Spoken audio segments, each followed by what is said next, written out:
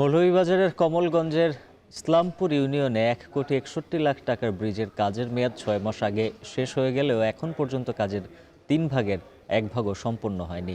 এ নিয়ে এখন টিভিতে প্রতিবেদন প্রকাশের পর আজ থেকে আবারও শুরু হয়েছে নির্মাণ কাজ। বিস্তারিত জানাতে যুক্ত আছেন সহকর্মী এম এ হামিদ। হামিদ, জানাবেন এবার কবে নাগাদ এই কাজ শেষ হতে পারে, সংশ্লিষ্টরা কি বলছেন?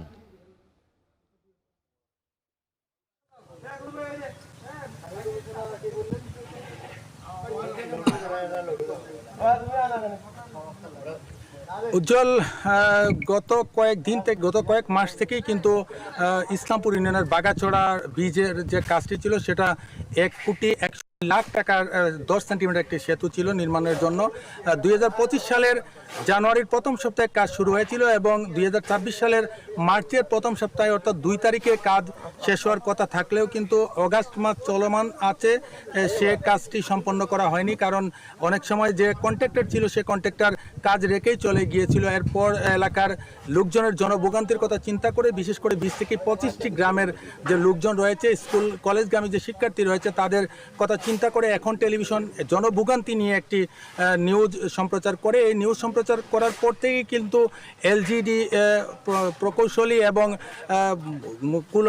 কমলগঞ্জ উপজেলা নির্বাহী কর্মকর্তা সহ প্রশাসনের লোকজন নড়েচড়ে বসে এবং তারপর থেকে তারা কখন কাজ শুরু করা যায় সেটা চালুর জন্য অপেক্ষা করতে থাকে। আমি কথা বলেছিলাম এলজিডি ইঞ্জিনিয়ার সাইফুল আজমের সাথে। তিনি জানিয়েছিলেন যে অতিরিক্ত বৃষ্টির কারণে কাজ বন্ধ ছিল এবং তারা আবারও সে কাজটি শুরু করেছেন। কিন্তু এলাকার লোকজন অভিযোগ করছেন যে সিমেন্টগুলো ছিল তৎকালীন সময়ে রাখা, সেই সিমেন্ট এবং যে রডগুলো ছিল এবং বালু বা পাথরের যে কুয়া ছিল সেগুলো অনেকটা ড্যামেজ হয়ে গিয়েছে, নষ্ট হয়ে গিয়েছে। কিন্তু এখানকার যে সাইট ইঞ্জিনিয়ার আব্দুল হাকিম এবং